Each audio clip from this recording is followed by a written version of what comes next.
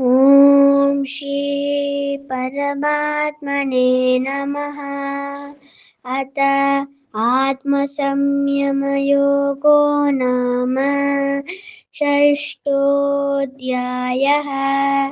श्रीभगवानुवाच अनाश्रितकर्मफलं कार्यं कर्म करोति यः स सन्न्यासी च योगी च न निरग्निर्न चाक्रियः। यं सन्न्यासमिति प्राहुः योगं तं विद्धि पाण्डव। न हि सन्न्यस्तसङ्कल्पो योगी भवति कश्चन। आरुरुक्षोर्मुनिर्योगं कर्म कारणमुच्यते। योगारूढस्य दश्चैव समः कारणमुच्यते।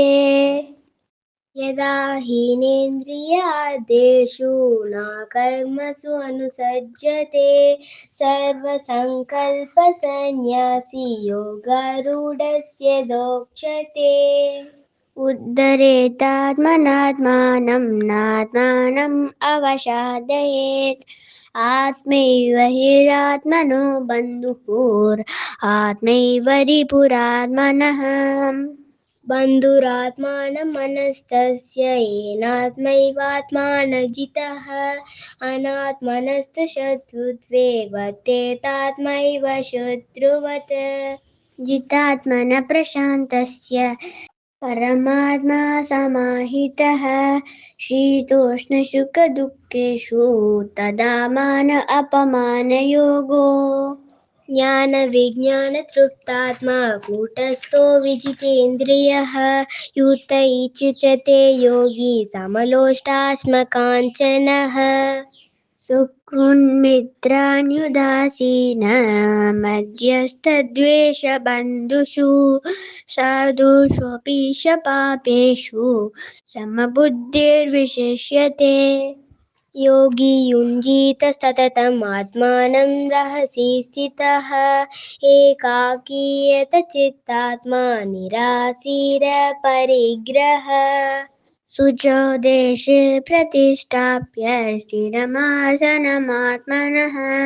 नात्युच्छ्रितं नातिनीचं शैलाजिनकुशोत्तरम्। तत्रैकाग्रं मनः कृत्वा यतचित्तेन्द्रियक्रियः उपविश्वासने युञ्जात् योगमात्मा विशुद्धये। समं कार्यशिरो ग्रीवं धारयन्नचलं स्थिरः। सम्प्रेक्ष्य नासिकाग्रं संयुषष्टानवलोकयन्। प्रशान्तात्मा विकटभीति ब्रह्मचारी व्रते स्थितः। मनः संयम्य युक्तासीत मत्परः। युञ्जन्नेवं सदात्मानं योगी नियतमानसः। शान्तिं निर्वाणपरमां मस्तं स्थामधिगच्छति। नात्यस्नतस्तु योगोऽस्ति न तैकान्तमनुष्णतः। न चाति स्वप्नशीलस्य जाग्रतो नैव चार्जुन। युक्त आहारविकारस्य युक्तचेष्टस्य कर्मसु युक्तस्वप्नावबोधस्य योगो भवति दुःखः। यदा विनियतं चित्तम् आत्मन्येव अवतिष्ठते निःस्पृहः सर्वकामेभ्यो युक्त इत्युच्यते तदा। यथा दीपो निवातस्थो नेङ्गते सोपमा स्मृता। योगिनो यतचित्तस्य युञ्जतो योगमात्मनः। यत्र परमते चित्तं निरुद्धं योगसेवया। यत्र चैवात्मनवात्मानं पश्यन् आत्मनि तुष्यति। सुखम् आत्यन्तिकं यत्तद् बुद्धिग्राह्यमतीन्द्रियं वेति यत्र न चैवायशितचलति तत्त्वतः। यं लब्ध्वा चापरं लाभं मन्यतीनादिकं ततः। यस्मिन् स्थितो न दुःखेन गुरुणापि विचाल्यते।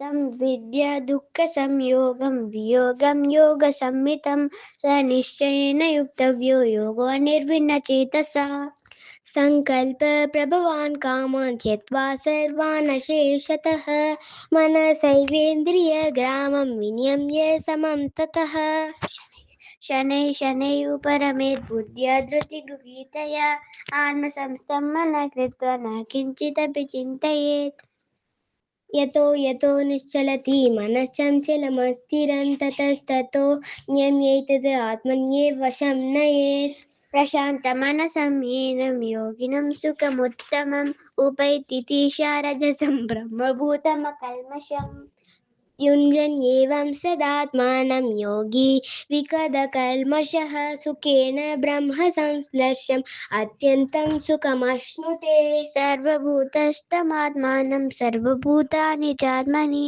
ईक्षते योगयुक्तात्मा सर्वत्र समदर्शनः यो मां पश्यति सर्वत्र सर्वं च मयि पश्यति तस्याहं न प्रणश्यामि स च मे न प्रणश्यति सर्वभूतस्थितं यो मां भजते क्वत्तमास्थितः सर्वथा व्यक्तमानोऽपि स योगी मयि वर्तते आत्मौपम्येन सर्वत्र समं पश्यति योऽर्जुन सुखं वा यदि वा दुःखं सा योगी परमो मतः अर्जुनोवाच यो अयं योगस्त्वया प्रोक्तः सामेन मधुसूदन एतस्याहं न पश्यामि चञ्चलत्वं स्थितिं चिराम् चञ्चलं हि मनः कृष्ण प्रमादी बलवदृढं तस्याहं निग्रहं मन्ये वायोरिव सुदुष्करम् श्रीभगवानुवाच असंशयं महाबाहु मनो दुर्निग्रहं चलं व्यासेन तु कौन्तेय वैज्ञेन च गृह्यते असंयतात्मना योगो दुष्प्राप इति मे मतिः वक्ष्यात्मना तु यतता शक्यवाप्तुमुपायतः अर्जुनोवाच अयति श्रद्धयो वेतो योगशलितमानसः अप्राप्य योगसंसिद्धिं कां गतिं कृष्ण गच्छति कश्चिन् उभयविभ्रष्टः छिन्नाभ्रमिव नश्यति अप्रतिष्ठो महाबाहो विमूढो ब्राह्मणपति एतन्मे संशयं कृष्ण चेतुम् अर्हसि शेषतः त्वदन्यसंशयस्यास्य चेतना पर्यपद्यते श्रीभगवानुवाच पादनैवेहनामुत्र विनाशस्तस्य विद्यते न हि कल्याणकृत् कश्चिद् दुर्गतिं तात गच्छति प्राप्य पुण्यकृतान् लोकान् उषित्वा शाश्वती समाः शुचिनां श्रीमतां गेहे योगभ्रष्टो विचार्यते अथवा योगिनामेव कुले भवति धीमताम् एतद्धे दुर्लभतरं लोके जन्म यदीदृशम् तत्र तं बुद्धिसंयोगं लभते पौर्वदेहिकं यतते च ततो ऊर्यः संसिद्धौ कुरु नन्दन पूर्वाभ्यासेन तेनैव ह्रियते हि अभिशोभिसः जिज्ञासुरपि योगस्य शब्दब्रह्मादिवर्तते